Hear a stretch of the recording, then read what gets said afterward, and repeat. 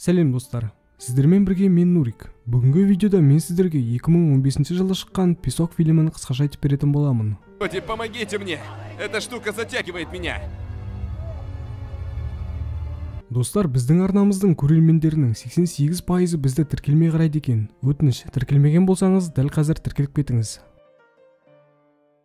Оқиға Лас-Вегас қаласына жақын жерде орналасқан жағажайда басталды. Бір топ жігіт пен қыздар мұнда түні бойы түрлі ішімдіктер ішіп көңіл көтеруде. Жиын қызықты болып өту үшін жігіттердің бірі барлығының телефондарын жинап алып, қапшыққа салып, көліктің багажнигіне кілттеп қояды.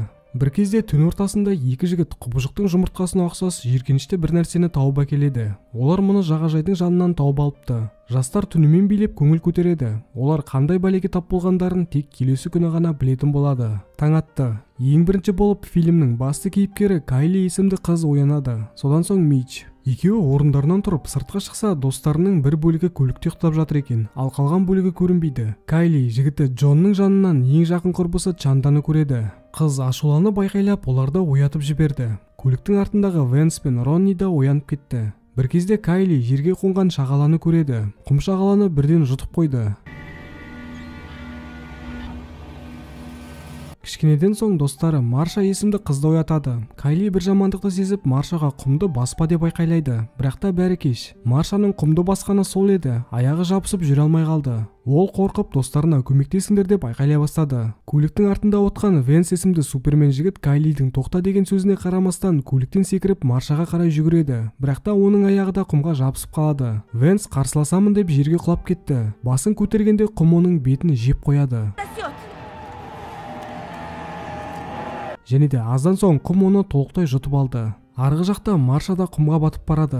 Жігіттер мен қыздар өз көздеріне сенбей аң-таң болып қарап тұр. Бұл жерде бір нәрсе дұрыс емес. Бұны олар енді түсінді. Жігіттердің бірі полиция шақырайық деді, бірақ та ақылды Мич түнде телефондарды жинап көліктің багажнигіне салып қойған еді. Енді оларға құмды баспай абайлап бұл жерден қашып шығу керек. Әйтпесе олар мұнда мәңгіге қамалады. Джон көлікті қыздырып көрді, бірақ та оталмады. Түні бойы көліктің фарлары жанып тұрғандықтан аккумуляторы отырып қалыпты. Кайли құмға қолын жақындатып көрді. Оның қолына жіп құсаған бір заттар жабысып алайын деп тұр. Біраздан соң Гилберт есімді жігіт бочканың ішінде оянады. Оны ұйықтап қалғасын түнде достары әзіл ретінде бочкаға салып қойыпты. Гилберт өте ашулы. Ол бочкадан шыға алмай тұр. Достары оған қозғалма, құмға тисең өлесің деп айқайлайды. Гилберт ештеңе түсінбеді. Сонда да бочканың ішінде тыныш қалуды шешті. Уақыт өтуде. Кайли мен Мич құтқарушылардың үйінде, ал Джон, Чанда және Ронни көлікте ұйықтап жатыр. Гилберт болса бочкада. Жағажайда тірі қалғандардың саны тек 6 екен. Қалғандарының бәрін белгісіз тіршілік иесі жеп қойыпты.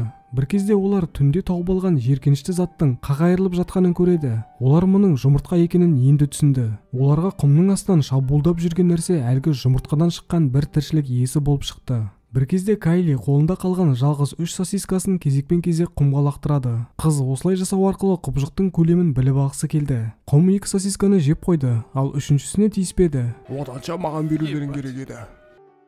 Джон отыра жалығып кетті. Ол көліктен 2 серф таяқшасын шығарып, екеуін кезек-кезек қолданып жүруді шешеді. Бір кезде жігіт ағаш скамейкаға жете бергенде тақтайшалардың бірі құмда тайып кетеді. Сөйтсе әлгі құбыжық тақтайшаны құм арқылы қозғаған екен. Ол екі ортада қалған Джонға шабуылдауды бастап кетті. Джон әрең дегенде аман қалды. Әлгі құбыжық оның ішінен тістеп үлгеріпті.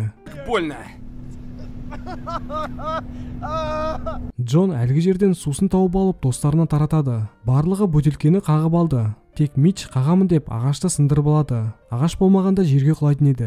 Джонның жарақаты өрши бастады. Ол скамейкада қиналып жатыр. Әлгі құбыжық улы болып шықты. Арада 100 жыл өткеннен соң ғана олардың басына багажниктегі телефондарды шығарып, көмекке адам шақыру керек деген идея келеді. Ронни есімді қыз бір қолмен Мич созып тұрған крюкті ұстап, екінші қолмен көліктің багажын ашады. Бір кезде олар тұрған жерге полиция келеді. Ол енді жете бергенде Ронни байқаусызда багажникке құлап, қолын қыстырып алады. Полиция келді. Сендер не істеп жүрсіңдер? Жағажай жабық қой. Сендерге бұл жерден кету керек. Полиция, бұл жер өте қауіпті. Құмның астында адам жегіш құбыжықтар бар. Сендер не шегіп болғансыңдар? Қайдағы құм, қайдағы құбыжық? Қазір біз сөйлесеміз. Полиция көліктен түсті, бірақ та бір қызығы құбыжық оған жабыса алмады. Сөйтсе оның етігіне құбыжық ештеңе істей алмайды екен. Полиция бочкада отырған Гилбертке келді. Содан соң Кайли мен Митчке түсіңдер дейді. Екеуі полицейдің сөзіне құлақ аспады. Полиция күш қолдануды шешті. Бір кезде ол байқаусызда кілтін түсіріп алды. Кілтін қайтып алайын деп еңкейгенде оның қолына бір нәрсе жабысып алады. Полиция екінші қолымен перцовый баллончик шығарып құмға сүйіп босатып алады. Оның қолын құбыжық жартылай жеп қойыпты. Полиция бұған сене алмай жылап жерге жатып алады. Құм оны да толықтай жеп қойды. Митч аяқ киімін киіп алып, аяғына орау үшін көліктегі Чаннадан орамал сұрайды. Бірақ та ол орамалды қағамын деп жерге құлап кетті. Құбыжық жігітке бірден жабысып алды. Митч орнынан қозғала алмай қиналып айқайлауда. Осылайша Митч де көз жұмды. Помогите, ребята! Кайли Митч сындырған ағашты құлатып көлікке қарай секіреді. Келе салысымен Джонмен ұйықтаған үшін құрбысын бір ұрды.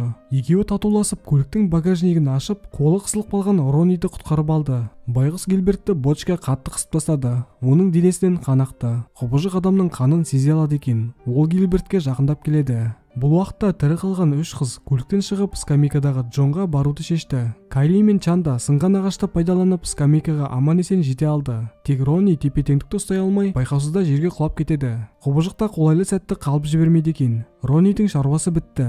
Бір кезде Чанда аяғына орамалды орап алып полицейдің көлігіне қарай жүгіреді. Бір қызығы оған ештеңе болмады. Құбыжық Гилбертті ақырында тауып алды. Ол бочканың астын тесіп, жігітті аяқтарымен орап алып жеп қойды. Көріп тұрғанымыздай кішкентай құбыжық көз алдымызда өсіп келеді. Оның енді ұзын аяқтары бар. Құбыжық көлікті тербейді. Соның кесірінен Чанда капотқа құлап есінен танып қалды. Кайли мен Джонның басқа амалдары қалмады. Екеуінің бар үміті Чандада. Кеш түсті. Чанда есін жиды. Ол полицейдің көлігінен үрлетін қайықты тауып алып достарына лақтырады. Джон көлікке кіріп үлгерді, ал Кайли құбыжықтың шабуылына ұшырап сыртта қалып қойды. Құбыжық өсуін тоқтатпапты. Оның аяқтары бағанағыдан әлде қайта үлкен. Қыз көліктен бензин толы канистра тауып алып құбыжық шыққан жерге төгеді. Содан соң өртеп жіберді. Кайлидің жоспары сәтті орындалды. Құбыжық өртенуде. Осы сәтті пайдаланып қыз көлікке мініп алды. Өкінішке орай Джонның жарақаты асқынып кетті. Ол да көз жұмады. Кайли қоштасу ретінде қолын сүйді, ал Чанда оны құшақтады. Екеуі қанша тырысқандарымен полицейдің көлігін қыздыра алмады. Кілт полицеймен бірге құбыжықтың асқазанында жатыр. Қыздардың көмек күтуден басқа ешқандай амалы қалмады. Таңертең оларды бір ер адам терезе қағып оятады. Бір қызығы құбыжық оны жемепті. Екі қыз көліктен түсті және де құбыжықтың жоқ екенін байқайды. Аман қалған екеуі құшақтасып үйлеріне қарай кетті. Ал әлгі құбыжық болса бұл жерден жалығып, адамдар толған басқа жерге жүзіп барады. Осылайша фильм аяқталды. Егер де ұнаса лайк басып, комментке осы киноны 1-ден 10 балл аралығында бағалап кетіңіз. Мен 6 деген балды қоямын. Арнадан шығатын келесі видеоларды жіберіп алмас үшін тіркеліп қоңыраушаны басып қойыңыз. Сіздермен бірге болған мен Нурик. Келесі кездескенше.